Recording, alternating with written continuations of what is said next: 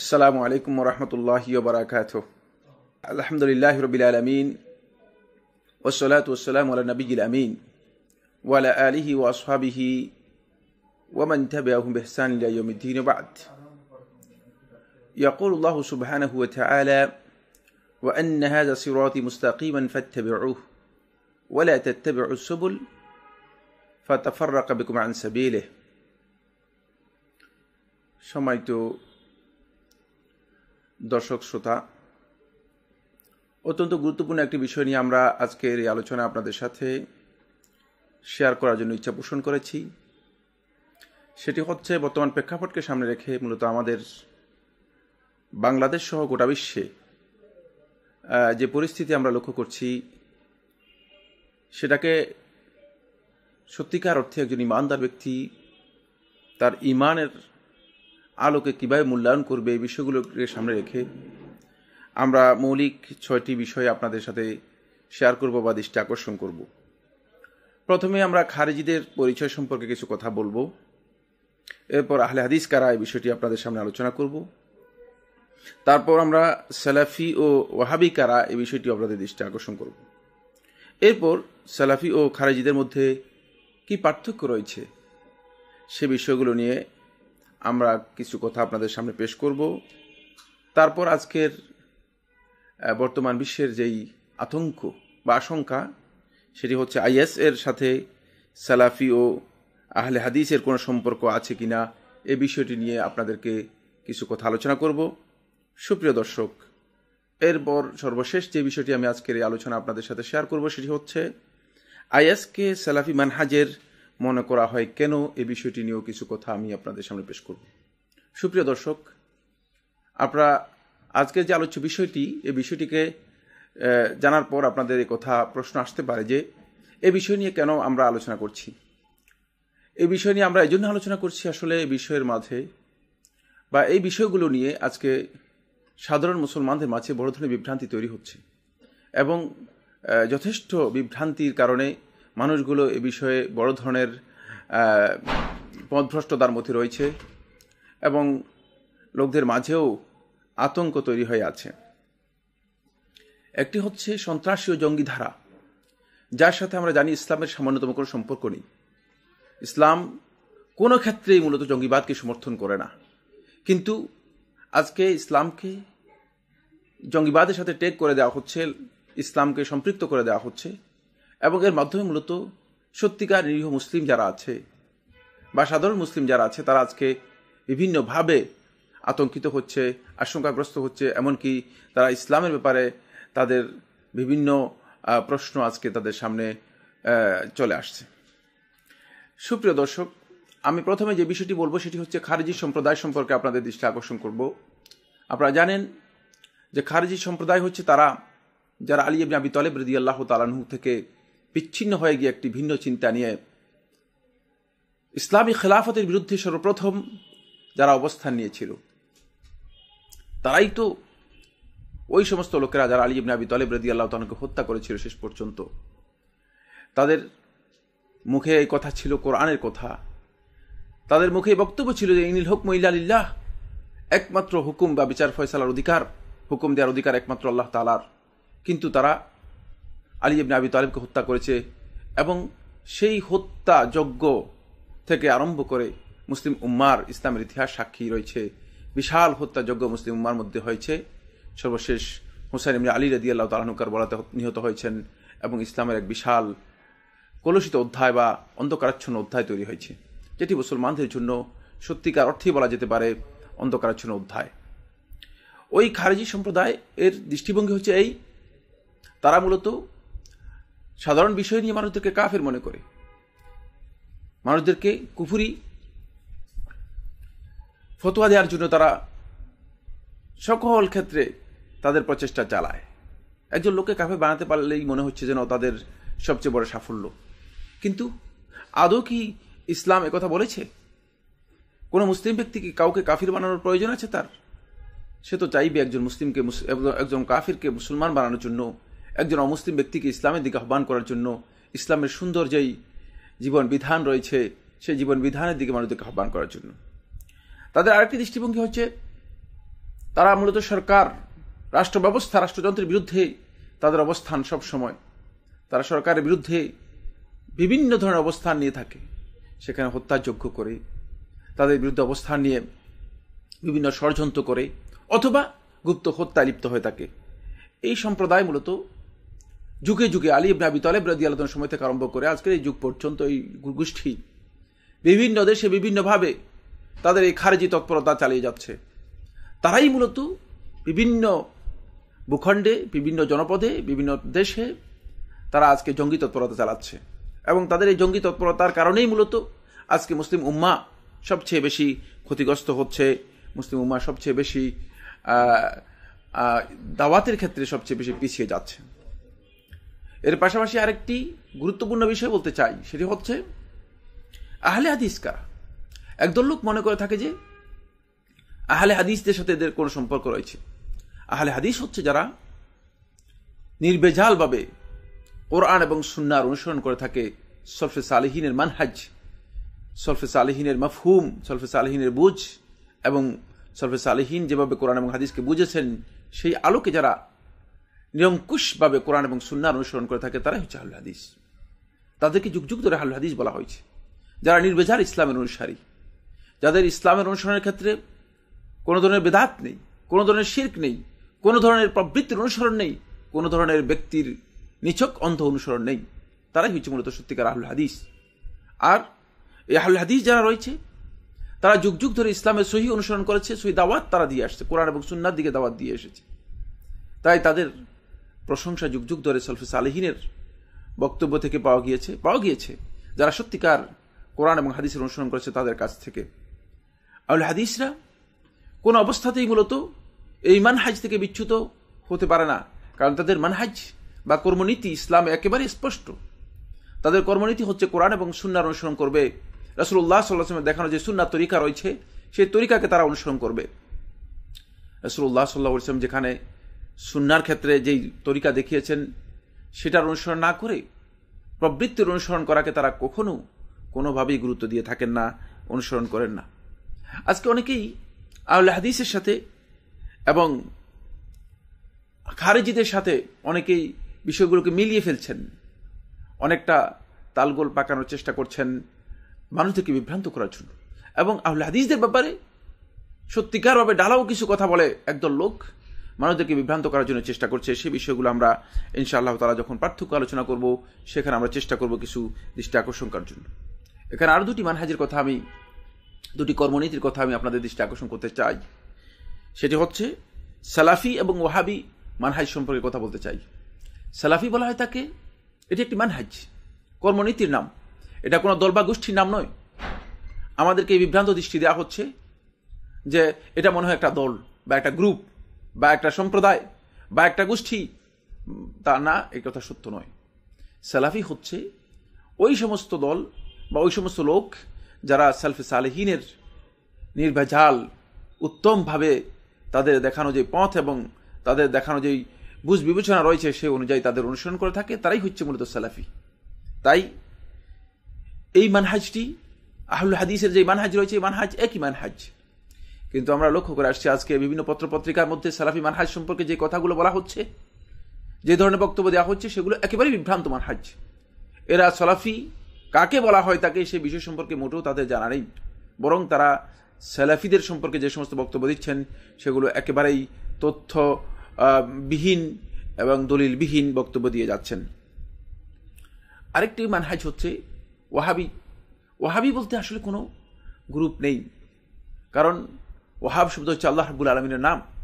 আল্লাহ রাব্বুল আলামিনের নামের দিকে যদি সম্পর্কিত করে কাউকে ওয়াহাবি বলা হয় তাকে, তাহলে সে হচ্ছে ওয়াহাব, আল্লাহ তাআলার সাথে সম্পৃক্ত ওয়াহাবি, মানে যে আল্লাহ রাব্বুল আলামিনের সাথে নিজেকে সম্পৃক্ত করেছে। এটি একটি প্রশংসিত বিষয়।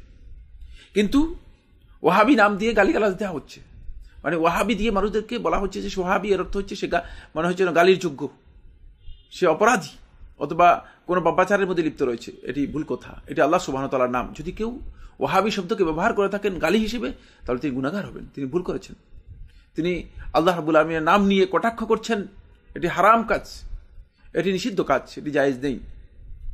বাকি ওয়াহাবি বলতে কেউ কেউ বুঝান যে মুহাম্মদ ইবনে আব্দুল ওয়াহাব আত-তামিমি, তিনি যে দৃষ্টিভঙ্গি পোষণ করতেন, তার এই দৃষ্টিভঙ্গির অনুসারী যারা আছে তাদেরকে ওয়াহাবি বলা হচ্ছে। এটাও একেবারে ভুল কথা, কারণ তিনি সুনির্দিষ্ট কোনো দৃষ্টিভঙ্গি পোষণ করতেন না। তার এমন কোনো দৃষ্টিভঙ্গি ছিল না যে দৃষ্টিভঙ্গি তিনি নূতনভাবে আবিষ্কার করেছেন। তার দুটি মানহাজ, দুটি কর্মনীতি তিনি অনুসরণ করেছেন। তার জীবনে যদি কোনো ব্যক্তি বা কোনো বন্ধু যদি সুন্দর করে পড়েন, তার কাছে স্পষ্ট হবে যে তিনি দুটি মানহাজকে, দুটি কর্মনীতিকে অনুসরণ করেছেন। একটি হচ্ছে শিরকের বিরুদ্ধে তার কঠোর অবস্থান ছিল। মুসলিম উম্মাহকে সমকালীন সময়ে যে শিরকের মধ্যে তারা লিপ্ত আছে, এই শিরক থেকে রক্ষা করার জন্য মুহাম্মদ ইবনে আব্দুল ওয়াহাব রহমতুল্লাহ আলাইহি তিনি কঠিন অবস্থান নিয়েছিলেন শিরক থেকে মানুষদেরকে বাঁচানোর জন্য। আরেকটি হচ্ছে বেদাতের বিরুদ্ধে তার বক্তব্য ছিল, তিনি বেদাতের বিরুদ্ধে অবস্থান নিয়েছিলেন। এই দুটি কারণেই একদল লোক যারা শিরকে লিপ্ত ছিল অথবা যারা বেদাতের মধ্যে লিপ্ত ছিল, তারা তার বিরুদ্ধে বিভিন্ন ধরনের অপপ্রচার করার জন্য মানুষদেরকে একথা বোঝানোর চেষ্টা করেছে যে তারা ওয়াহাবি বা ওয়াহাবি একটা গ্রুপ। তিনি নতুন কোনো দৃষ্টিভঙ্গি দিয়েছেন তার কোনো বই, তার কোনো রচনার মাধ্যমে সাব্যস্ত হয়নি, বরং তার যে লিখিত বইগুলো রয়েছে সেগুলো যদি কেউ স্টাডি করে, তার কাছে স্পষ্ট হবে যে তিনি তার বইয়ের মধ্যে কোরআন এবং হাদিস ছাড়া কোনো বক্তব্যই তিনি উল্লেখ করতেন না। এটি তার আরেকটি গুরুত্বপূর্ণ মানহাজ বা তার লিখনির মধ্যে একটা পদ্ধতি তিনি অনুসরণ করেছেন যে তিনি কোরআন এবং হাদিসের বক্তব্য সরাসরি উল্লেখ করতেন, দলিল দিয়েই তিনি বক্তব্য দিতেন, দলিলের বাইরে নিজের বক্তব্য তিনি কখনো তুলে ধরতেন না। এই তিনটি মানহাজ সম্পর্কে আমরা আলোচনা করার পর আমি সুপ্রিয় দর্শক আপনাদের সামনে যে পয়েন্টটি আলোচনা করতে চাই সেটি হচ্ছে সালাফি ও খারিজিদের মাঝে কি পার্থক্য রয়েছে। এটি আমাদেরকে জানতে হবে। খারিজিদের মানহাজ হচ্ছে মূলত পাঁচটি মানহাজকে সামনে রেখে খারিজিরা মূলত যখন থেকে তারা ইসলামের দৃষ্টিভঙ্গি থেকে বিচ্ছিন্ন হয়ে গিয়েছে, তখন থেকে তারা এই পাঁচটি মানহাজকে সবচেয়ে বেশি গুরুত্ব আরোপ করেছে। প্রথম মানহাজটি হচ্ছে তাকফিরি মানহাজ। তাকফিরি মানহাজ হচ্ছে মানুষদেরকে গুনাহ করলেই তাকে কাফির মনে করা এবং কাফির সাব্যস্ত করার জন্য তাড়াহুড়ো করা, মানুষদেরকে কাফির ফতোয়া দেওয়ার জন্য চেষ্টা করা। এটা আমরা লক্ষ্য করেছি পথভ্রষ্ট গ্রুপ, বেদাতি গ্রুপের মাঝে এই কাজটি সবচেয়ে বেশি। কথায় কথায় মানুষদেরকে কাফের বানানোর জন্য চেষ্টা করে, কাফের ফতোয়া দেওয়ার জন্য চেষ্টা করে। তারা রাষ্ট্রযন্ত্র সরকারকে কাফের ফতোয়া দেওয়ার জন্য চেষ্টা করে, অথচ সরকার বলতে কোনো সরকার এমন কোনো বস্তু নয় যে সরকার কুফরি করতে পারে। সরকারের মধ্যে ব্যক্তির সমষ্টির নাম, অনেক লোকের সমষ্টি রয়েছে, সেখানে কেউ কুফরি করতেও পারে কিন্তু কেউ কাফের নাও হতে পারে। সুতরাং ঢালাওভাবে সরকারকে, কোনো যন্ত্রকে, কোনো প্রতিষ্ঠানকে কাফির সাব্যস্ত করার অর্থ হচ্ছে তিনি আসলে কুফরি সম্পর্কে বুঝেননি। কারণ কুফরির বিষয়টি ব্যক্তির সাথে সম্পৃক্ত বিষয়, কিন্তু এই দল লোক কথায় কথায় বিভিন্ন ধরনের বিষয় বের করে কাফির বানানোর জন্য চেষ্টা করে। তারা বিভিন্ন গল্পের মধ্যে বলেছে, বিভিন্ন তাদের বেদাতীদের একটা গ্রুপের মধ্যে বলেছে যে তাকে যদি কাফের মনে না করা হয় তাহলে সেও কাফের, আর যদি তার কবরস্থানে যদি গরু গিয়ে তার কবরস্থান থেকে ঘাস খায় সে গরুও কাফের। মানে ফতোয়া দিতে গিয়ে এত এক্সট্রিম পর্যায়ে পৌঁছে গিয়েছে যে কাফির বানানোর জন্য। এভাবে একটা তাকফিরি মানহাজ রয়েছে যার মাধ্যমে মানুষদেরকে মূলত ইসলামের যেই সুন্দর জীবন ব্যবস্থা রয়েছে সেখান থেকে মানুষদেরকে কাফির বানানোর জন্য চেষ্টা করা হয়, তাকে কুফরির দিকে নিয়ে যাওয়া হয় থাকে। এদের সাধারণ মানুষের চেয়ে সবচেয়ে বেশি টার্গেট হচ্ছে সরকার অথবা সরকার রাষ্ট্রযন্ত্রকে কাফের বানানোর জন্য চেষ্টা করা। কারণ সরকারকে যদি কাফের বানানো যায় তাহলে সরকারের বিরুদ্ধে অবস্থান নেওয়ার জন্য তাদের পক্ষে তারা নিজেরা বিভিন্ন ধরনের সুযোগ সুবিধা লাভ করার জন্য চেষ্টা করবে, ইসলামের কাছ থেকে চেষ্টা করবে যে কোনো সাপোর্ট পাওয়া যায় কিনা, সাপোর্ট পাওয়ার চেষ্টা করবে। এই জন্য তারা বিভিন্নভাবে চেষ্টা করে থাকে সরকারের বিরুদ্ধে, মানে বিভিন্ন ফতোয়া দিয়ে সরকারকে, যে সরকার কাফির হয়ে গিয়েছে, তো এই কথা বলতে পারলেই মনে করে যে এই সরকারের বিরুদ্ধে অস্ত্র ধারণ করতে হবে আমাদেরকে। ফলে তাদের এই তাকফিরি মানহাজি সর্বপ্রথম তাদেরকে জঙ্গিবাদ, সন্ত্রাসবাদ এবং ইসলামের নামে বিভিন্ন ধরনের খারাপ অপতৎপরতা যেগুলো রয়েছে বা অস্ত্র নিয়ে বের হওয়ার যেই প্রশিক্ষণ রয়েছে সেগুলোর দিকে নিয়ে গেছে। ফলে তারা পথভ্রষ্ট হয়েছে, বিভ্রান্ত হয়েছে। তাদের প্রথম ব্যক্তি যে ইসলামের মহাজ্ঞানীদের মধ্যে একজন ছিল, শেষ পর্যন্ত আলী ইবনে আবি তালিব রাদিয়াল্লাহু তাআলাকে হত্যা করে আব্দুর রহমান ইবনে মুলজিম সবচেয়ে নিকৃষ্ট ব্যক্তিতে পরিণত হয়েছিল। তাই তারা হয়তো মনে করতে পারে যে তাদের এই জঙ্গিপনার মাধ্যমে তারা ইসলামের মনে হয় যেন বড় মর্যাদা লাভ করতে পেরেছে বা জান্নাত লাভ করতে পেরেছে বা শাহাদাত লাভ করতে পেরেছে, এগুলো ভুল চিন্তা। কারণ ইসলাম এই ধরনের মানহাজকে, কর্মনীতিকে কখনো অনুসরণ করেনি বা অনুসরণ করতে কাউকে বলেনি বা অনুমোদন দেয়নি। দ্বিতীয় যে মানহাজটি তারা অনুসরণ করেছে সেটা হচ্ছে কেতালি মানহাজ। একজনকে কাফের সাব্যস্ত করতে পারলেই সহজ পদ্ধতি, সেটা হলো ফাকতুলুল মুশরিকিনা হাইসু ওয়াজাদতুমুহুম। কোরআনের কিছু আয়াতকে অপব্যাখ্যা করে যে মুশরিকদেরকে যেখানে পাবো সেখানে হত্যা করো, অমুসলিমদেরকে যেখানে পাবো সেখানে হত্যা করো, কাফেরদেরকে যেখানে পাবো সেখানে হত্যা করো। ফলে হত্যার চিন্তা তাদের মাথার মধ্যে এসে যায় এবং তারা মনে করে যে হত্যা করতে পারলেই হলো।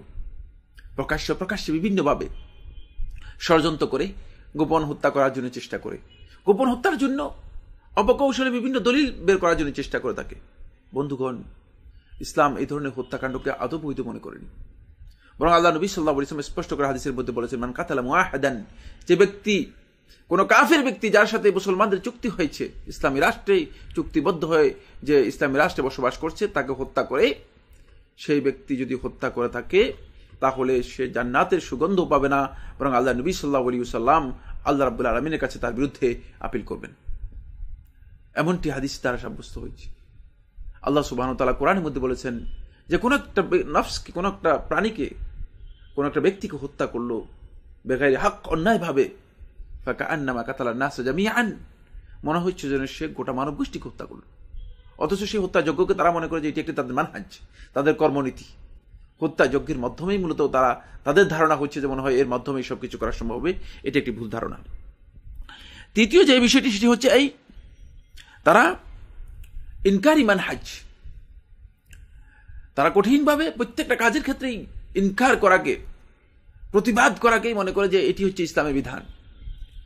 প্রতিবাদ করার সেখানে আপনার সামর্থ্য আছে কি নাই, আদৌ কি আপনি প্রতিবাদ করতে পারবেন কিনা। ইসলাম প্রতিবাদ করার পদ্ধতি ইসলামে দেয়া আছে, কিন্তু সেই পদ্ধতিকে তারা লঙ্ঘন করে ইনকারি মানহাজকে তারা গ্রহণ করেছে। আরেকটি বিষয় হচ্ছে যেটা, সেটা হল তাসনিফি মানহাজ, লোকদের মধ্যে গ্রুপিং তৈরি করা, নিজেদের পক্ষে সাফাই গাওয়ার জন্য চেষ্টা করা, আর বাকি সবাই পথভ্রষ্ট, সবাই বিভ্রান্ত, সবাই পথহারা, এটাকে তাসনিফ বলা হয়। তাকে লোকদের মধ্যে গ্রুপিং করার চেষ্টা করা, এটা কিন্তু খারেজিদের মানে অন্যতম বৈশিষ্ট্য, যে তারা তাসনিফ করে থাকে মানুষদের মাঝে। যারা সত্যিকার ইসলামের অনুসারী রয়েছে তাদেরকেই মনে করে তারা পথভ্রষ্ট। এরপরে খুরুজি মানহাজ। খুরুজি মানহাজ হচ্ছে তারা মনে করে থাকে যে সরকার অথবা রাষ্ট্রপ্রধান অথবা রাষ্ট্র এর বিরুদ্ধে বিদ্রোহ ঘোষণা করতে হবে, তাদের বিরুদ্ধে বেরিয়ে যেতে হবে। সেটা অস্ত্র নিয়ে বের হোক অথবা অস্ত্র ছাড়া বের হোক, সবটাই সর্বাবস্থায় জায়েজ। কেন? এই জন্য জায়েজ তাদের মতে, যেহেতু তারা কুফরি করেছে বা তাদেরকে কাফের ফতুয়া দিয়ে তারা এটাকে জায়েজ করার জন্য চেষ্টা করে থাকে। বন্ধুগণ, খারেজিদের মানহাজ সম্পর্কে আলোচনা করার পর আমরা এখন একটি বিষয় আলোচনা করব, সেটি হচ্ছে সালাফি মানহাজ এর মধ্যে খারেজি মানহাজের কি বিশাল পার্থক্য রয়েছে। আপনাদেরকে আমি স্পষ্ট করে এই কথা বলতে চাই, সালাফি মানহাজ এবং খারেজি মানহাজের মধ্যে বিশাল পার্থক্য রয়েছে। প্রথমত, সালাফি মানহাজের মধ্যে আল খুরুজ আলাল ইমাম, রাষ্ট্র, সরকার অথবা সরকারের বিরুদ্ধে বিদ্রোহ করা, তাদের বিরুদ্ধে খুরুজ করা, এটাকে হারাম মনে করা হয় থাকে।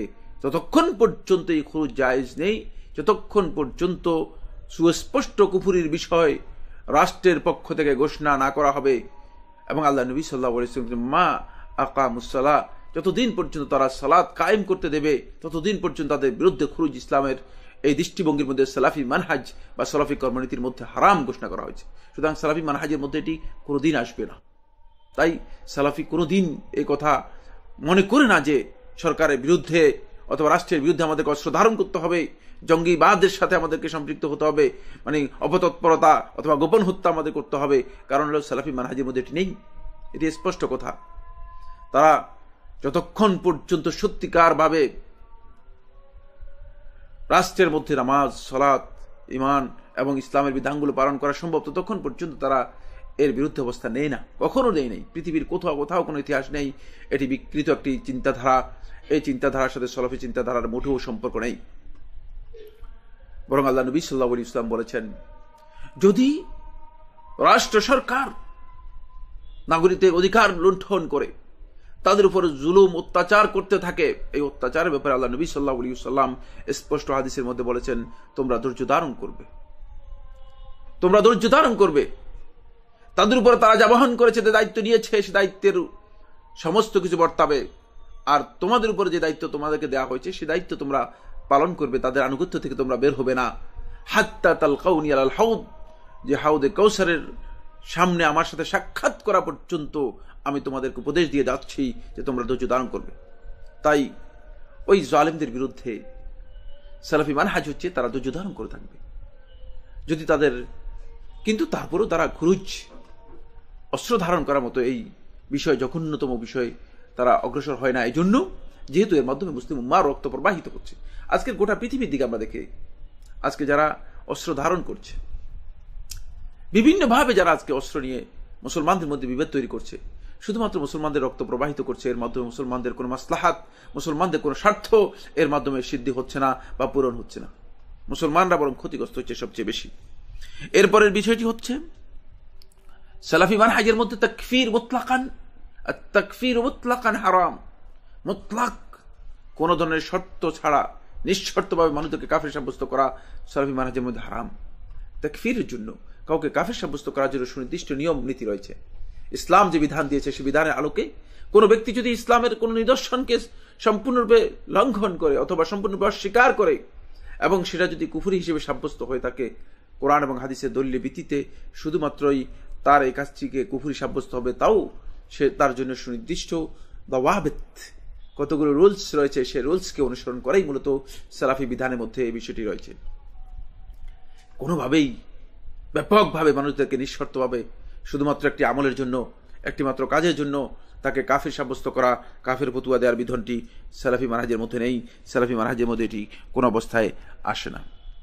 এরপরে পয়েন্ট হচ্ছে মূলত সালাফি মানহাজের মধ্যে গোপন হত্যা, মানুষদেরকে গোপনভাবে হত্যা করার বিষয়টি সালাফি মানহাজের মধ্যে নেই।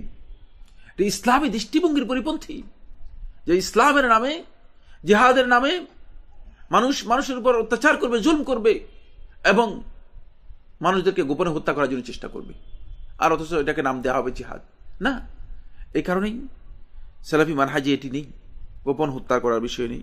কারণ ইসলাম জিহাদকে অনুমোদন দিয়েছে, ইসলামে জিহাদ রয়েছে, কিন্তু জিহাদের অর্থকে বিকৃত করে গোপন হত্যা এবং এই ধরনের হত্যা যজ্ঞকে জিহাদের নামে চালিয়ে দেয়া, এটি সালাফি মানহাজের পরিপন্থী, সালাফি দৃষ্টিভঙ্গির পরিপন্থী, সালাফি চিন্তাধারার পরিপন্থী।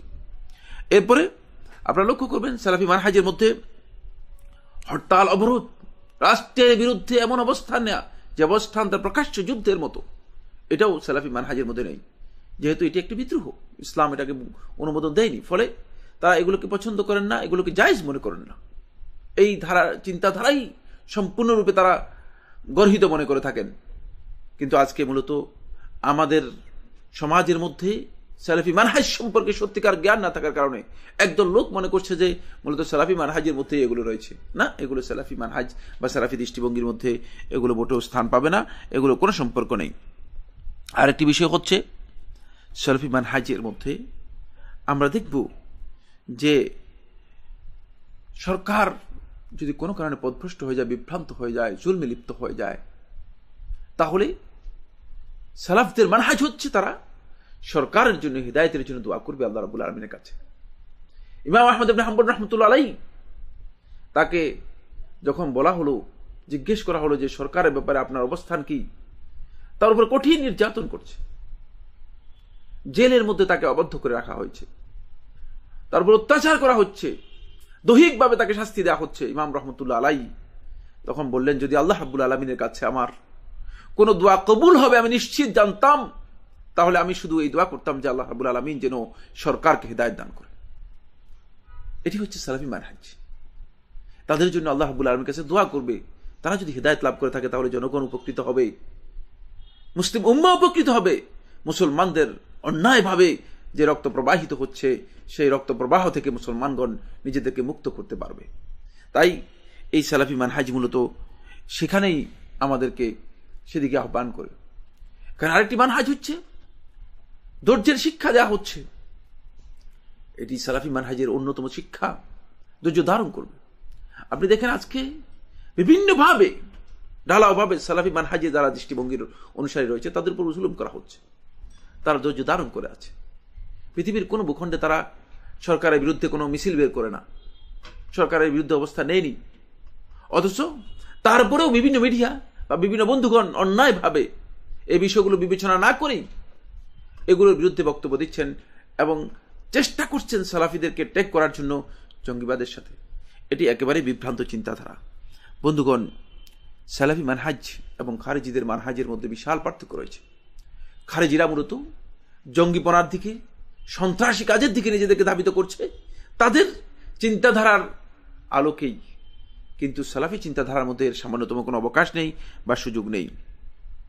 এরপর আমি আজকের আলোচনা আরেকটি পয়েন্ট বলতে চাই, সেটি হচ্ছে আইএস এর সাথে সালাফি ও আহলে হাদিসের কোনো সম্পর্ক আছে কিনা। বন্ধুগণ, আইএস সম্পর্কে আজকে আমাদের কাছে মুখোশ উন্মোচিত হয়ে গিয়েছে।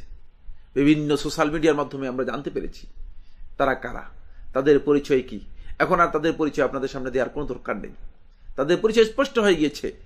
এটি একটি সাজানো নাটক। মূলত ইসলামের দুশ্মনরা ইসলামের বিরুদ্ধে মূলত এই নাটক সাজিয়ে দিয়ে মুসলমানদেরকে আজকে জঙ্গি বানানোর জন্য চেষ্টা করছে। এর সাথে মূলত সালাফি এবং আহলে হাদিসের সামান্যতম কোনো সম্পর্ক নেই। এটি স্পষ্ট প্রমাণিত একটি সত্য বিষয়। কিন্তু আমাদের বিভিন্ন ধরনের পত্র, প্রিন্টিং মিডিয়া সহ বিভিন্ন ধরনের পত্র পত্রিকা সহ বিভিন্ন ধরনের মিডিয়ার মধ্যে বারবার এটি ট্যাগ করার জন্য চেষ্টা করা হচ্ছে যে সালাফি এবং আহলে হাদিসদেরকে মূলত আইএস এর সাথে সম্পৃক্ত করার জন্য চেষ্টা করা হচ্ছে। এটা কিভাবে সম্ভব? সালাফি মানহাজ গোটা বিশ্বে সবচেয়ে বেশি লালিত হচ্ছে সৌদি আরবে, অথচ আইএস সৌদি আরবের বিরুদ্ধে তাদের সবচেয়ে কঠিন অবস্থান। তারা চেষ্টা করছে সৌদি আরবে বিভিন্নভাবে তারা কিভাবে আক্রমণ করতে পারে। এমনকি আল্লাহ নবী সাল্লাল্লাহু আলাইহি ওয়াসাল্লাম মসজিদের কাছে পর্যন্ত তারা আক্রমণ করেছে, তারা মক্কাতে আক্রমণ করার জন্য চেষ্টা করেছে, তারা জিদ্দাতে আক্রমণ করেছে, ইত্যাদি ইত্যাদি। এটি তো প্রমাণ করেছে মূলত তারা মূলত সৌদি আরবের সাথে তাদের সম্পর্ক নেই, সালাফি মানহাজের সাথে সামান্যতম কোনো সম্পর্ক নেই। বন্ধুগণ, আইএসের যে পদ্ধতি, এই পদ্ধতির সাথে যদি একটু বিবেচনা করেন তাহলে আপনাদের কাছে স্পষ্ট হবে সেটি হচ্ছে খারেজি সম্প্রদায়ের যেই দৃষ্টিভঙ্গি বা মানহাজের কথা, আমরা কর্মনীতির কথা আমরা একটু আগে আলোচনা করেছি, ঠিক খারেজিদের সাথে আইএস এর যে দৃষ্টিভঙ্গি একই সূত্রে গাথা এবং একই দৃষ্টিভঙ্গি। কিন্তু এটাকে কেন আইএস এর সাথে মূলত আইএস এর এই মানহাজ, আইএস কে কেন সালাফি মানহাজের সাথে মানহাজের মনে করা হয় থাকে, এ বিষয় সম্পর্কে আমি আপনাদের সামনে সুস্পষ্ট কয়েকটি কথা বলতে চাই। প্রথম যে বিষয়টি আমি বলতে চাই সেটা হচ্ছে এই বিশ্বের সমগ্র সালাফি মানহাজকে যাতে জঙ্গিবাদের সাথে টেক করা যায়, এই জন্য মূলত আইএস এর সাথে সালাফি মানহাজের একটা যোগসূত্র তৈরি করা হচ্ছে এবং মনে করা হচ্ছে তারা সালাফি। এটা একটা ভুল কথা। কেউ যদি সালাত আদায় করে মুসল্লি, এখন আপনি মনে করবেন আর জঙ্গিরাও যদি সালাত আদায় করে থাকে, যে জঙ্গিদেরকে সালাত আদায় করতে দেখেছি তাহলে মুসল্লিরা সবাই জঙ্গি। এটা ভুল কথা, এটা বিবেচনাহীন কথা। এখানে বিবেচনা আসতে হবে। আপনি জঙ্গিদেরকে দেখেছেন তারা ইফতার করতে, আপনি বলে সমস্ত রোজাদার যারা আছে এরা সব জঙ্গি। ভুল কথা। জঙ্গিরা আল্লাহু আকবার বলে জঙ্গিপনা করছে, সন্ত্রাস করছে। এখন কি আল্লাহু আকবার যারা বলে তারা জঙ্গি? এই চিন্তা করার সুযোগ নেই। আপনি যদি দেখেন যে আইএস যারা আছে তারা রফুল ইদাইন করছে, আইএস যারা আছে তারা জোরে আমিন বলছে, অথবা তারা মানে সালাফি মানহাজের কিছু কাজ করছে, তাহলে আপনি কি এটাকে মনে করবেন যে তারা আর এবং সালাফি মানহাজের এরা সবাই এক? মিথ্যা কথা। কারণ সালাফি মানহাজের সাথে আইএসের যে কর্মনীতি রয়েছে, তাদের যে চিন্তাধারা রয়েছে, এর সাথে সামান্যতম কোনো সম্পর্ক নেই, একেবারে স্পষ্ট প্রমাণিত। সুতরাং যারা এটাকে টেক করার জন্য চেষ্টা করছেন, সারা বিশ্বের সালাফি মানহাজকে তারা জঙ্গিবাদের সাথে টেক করার উদ্দেশ্যে মূলত সালাফিদের সাথে তারা মনে করেন যে আইএসকে সালাফিদের সাথে মিশিয়ে দেওয়ার চেষ্টা করছেন। দ্বিতীয় যে পয়েন্টটি সেটা হলো এই, যদি এই সালাফি মানহাজকে আইএসের সাথে অথবা জঙ্গিবাদের সাথে, জঙ্গিদের সাথে টেক করা যায়, তাহলে আরব বিশ্বের প্রতি মূলত মুসলমানদেরকে বা মুসলিম বিশ্বকে বিরক্ত ও আরব বিশ্বের প্রতি মুসলিম বিশ্বকে, মুসলমানদেরকে বিক্ষুব্ধ করা যাবে। ফলে সারা পৃথিবীর মুসলমানরা আরব বিশ্বের প্রতি বিক্ষুব্ধ হয়ে যাবে। তারা মনে করবে সালাফি মানহাজটাই হচ্ছে মূলত জঙ্গিবাদ। আজকে তাই হচ্ছে। আপনি একটু দেখুন, একটু বিবেচনা করুন।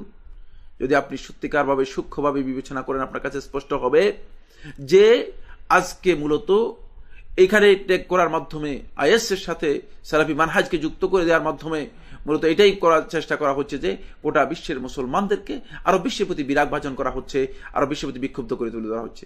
বলছে না, এরাই মনে হয় জঙ্গি। না, ইসলাম মূলত এই শিক্ষা দেয়নি। ইসলাম আদৌ জঙ্গিবাদের প্রতি মানুষদেরকে আহ্বান করেনি। ইসলামের জঙ্গিবাদ তো দূরের কথা, বরং আল্লাহ নবী সাল্লাল্লাহু আলাইহি ওয়াসাল্লাম থেকে আবু সাঈদ খুদরি রাদিয়াল্লাহু আনহু বর্ণনা করে হাদিসটি ইমাম দারকুতনি তার সুনানের মধ্যে বর্ণনা করেছেন, ইবনে মাজাহ তার সুনানের মধ্যে বর্ণনা করেছেন, শেখ নাসিরুদ্দিন আলবানী রাহমাতুল্লাহি আলাইহি হাসান বলেছেন, ইমাম নববী রাহমাতুল্লাহি হাসান বলেছেন যে লা দরারা ওয়ালা দিরার, ইসলামের মধ্যে কারো ক্ষতিও করা যাবে না, এমনকি নিজের ক্ষতি পর্যন্ত করা যাবে না। ইসলাম সে কথা বলে দিয়েছে। হত্যাযোগ্য তো দূরের কথা, ক্ষতি করতে যেখানে ইসলাম নিষেধ করলো সেখানে হত্যার বিষয়ে কেন ইসলামের সাথে টেক করা হচ্ছে? এটি সুপরিকল্পিত একটি ষড়যন্ত্র ছাড়া আর কিছুই নয়। এই ক্ষেত্রে মুসলমানদেরকে সজাগ হতে হবে, সচেতন হতে হবে। এরপরে যে পয়েন্টটি 3 নম্বর, সেটি হচ্ছে এটা আমাদেরকে জানতে হবে, সেটা হলো যদি এই সালাফি মানহাজটাকে আইএস এবং জঙ্গিদের সাথে ট্যাগ করা যায়, তাদের সাথে সম্পৃক্ত করে দেওয়া যায়, তাহলে মূলত এর মাধ্যমে আরব বিশ্বকে জঙ্গিবাদের হোতা বানিয়ে তাদেরকে মূলত ভয় এবং চাপের মধ্যে রাখার একটা ষড়যন্ত্র করা হচ্ছে। কারণ সারা পৃথিবীর বিভিন্ন দেশগুলো বলবে আরব বিশ্বই মূলত জঙ্গিবাদের হোতা, জঙ্গিদের প্যাট্রোনাইজ করছে। আরবের নিরীহ মুসলমানরা, সৌদি আরবের মুসলমানরা যখন মুসলমানদের কান্না শুনে, যখন ফিলিস্তিনে মুসলমানদের কান্না শুনে, যখন বারবার মুসলমানদের আত্মনাদ তাদের কাছে পৌঁছে, যখন বাংলাদেশে যখন বিভিন্ন ধরনের সিডোর হয়, সুনামি হয়, যখন মানুষগুলো আত্মমানবতার চিৎকার যখন শুনে, তখন তারা বিভিন্নভাবে সাহায্য করার জন্য চেষ্টা করে। ওই সাহায্য করার চেষ্টাটাকে জঙ্গিবাদের সাথে ট্যাগ করে দেওয়া হচ্ছে, যেহেতু সালাফি মানহাজ, এজন্য সেটাকে আইএস এর সাথে জঙ্গিবাদের সাথে ট্যাগ করে দেওয়ার চেষ্টা করা হচ্ছে, যাতে করে আরব বিশ্বের মুসলমানদেরকে এই জঙ্গিবাদের হোতা হিসেবে প্রমাণ করে তাদেরকে আতঙ্কের মধ্যে রাখা যায়, ভয়ের মধ্যে রাখা যায়। এই আতঙ্ক এবং ভয়ের মধ্যে রাখলে যে কাজটি হবে সেটি হচ্ছে এই যে তারা আর নিরীহ মুসলমানদেরকে, নিগৃহীত মুসলমানদেরকে, নিপীড়িত মুসলমানদেরকে সাহায্য করবে না। পরে মুসলমানরা তাদের আত্মচিৎকার দিতে দিতে পৃথিবীর বিভিন্ন ভূখণ্ডে তাদের জীবন যাবে। যেমনিভাবে আমরা কিছুদিন আগে দেখেছি, সমুদ্রের মধ্যে চিৎকার দিতে দিতে জীবন দিয়েছিল কিছু মুসলমান। কেউ তো আগে আসেনি, কেউ তো তাদের আত্মনাদ শুনেনি, যেহেতু জঙ্গিবাদের সাথে সেটাকে ট্যাগ করা হচ্ছে। অথচ মুসলমানদের কোনো মানবাধিকার নেই, সেখানে মানবাধিকার কর্মীদের পর্যন্ত দেখা যায়নি। কেন দেখা যায়নি? যেহেতু এটাকে ট্যাগ করা হচ্ছে এবং এরা মুসলমান, মুসলমানদের আবার কিসের মানবাধিকার? এজন্য এই বক্তব্যগুলো সেখানে আসেনি। এরপরে যে পয়েন্টটি সেটি হলো ইসলামের সহিদারার সালাফি মানহাজের যারা আছে, মানহাজ থেকে মানুষদেরকে বিভ্রান্ত পথভ্রষ্ট করা যাবে যদি এই সালাফি মানহাজটাকে কোনোভাবে আইএস এর সাথে ট্যাগ করে দেওয়া যায়, কোনোভাবে যদি এটাকে জঙ্গিবাদের সাথে ট্যাগ করে দেওয়া যায়। ইসলামের যে সহি দ্বারা রয়েছে, এই সহি দ্বারা, এই সহি মানহাজ, যে সালাফি মানহাজ রয়েছে, এই চিন্তাধারা থেকে মূলত মুসলমানদেরকে, মুসলিম উম্মাকে, সাধারণ মানুষদেরকে বিভ্রান্ত করা যাবে, পথভ্রষ্ট করা যাবে। তাই আজকে মূলত আইএসকে সালাফি মানহাজের মনে করা হচ্ছে এবং সালাফি মানহাজের সাথে তাদেরকে ট্যাগ করে দেওয়ার জন্য চেষ্টা করা হচ্ছে। বন্ধুগণ, আমরা অনেক ষড়যন্ত্রের শিকার। আমাদের বুঝ বিবেচনাকে আরো শানিত করতে হবে, আমাদেরকে আরো এই বিষয়গুলো সম্পর্কে সতর্কতা অবলম্বন করতে হবে। এবং আমি সবাইকে অনুরোধ করব, ইসলাম জঙ্গিবাদ এবং সন্ত্রাসকে সম্পূর্ণরূপে প্রত্যাখ্যান করে, এবং এই প্রত্যাখ্যান মূলত সালাফি মানহাজের মধ্যে, সালাফি দৃষ্টিভঙ্গির মধ্যে সবচেয়ে বেশি। ফলে সালাফি দৃষ্টিভঙ্গির উপর বিভিন্নভাবে অত্যাচার এসেছে, জুলুম এসেছে, কিন্তু তারা এই ধরনের সামান্যতম কোনো কাজে কোথাও লিপ্ত হয়নি। এটাই প্রমাণ করে যে তারা এই কাজের সাথে লিপ্ত নয়, সম্পৃক্ত নয়। তাই প্রশাসন সহ সরকারের যে সমস্ত বন্ধুরা এর সাথে জড়িত রয়েছেন, ঢালাওভাবে সালাফি মানহাজ, সালাফি দৃষ্টিভঙ্গি, আহলুল হাদিস এর দৃষ্টিভঙ্গি যারা পোষণ করে থাকে, তাদের বিরুদ্ধে আপনারা যেই ঢালাওভাবে যে বক্তব্য দিচ্ছেন, ঢালাওভাবে তাদের বিরুদ্ধে যে অবস্থান নিচ্ছেন, এই কাজটি শুদ্ধ নয়। একটু বিবেচনা করুন।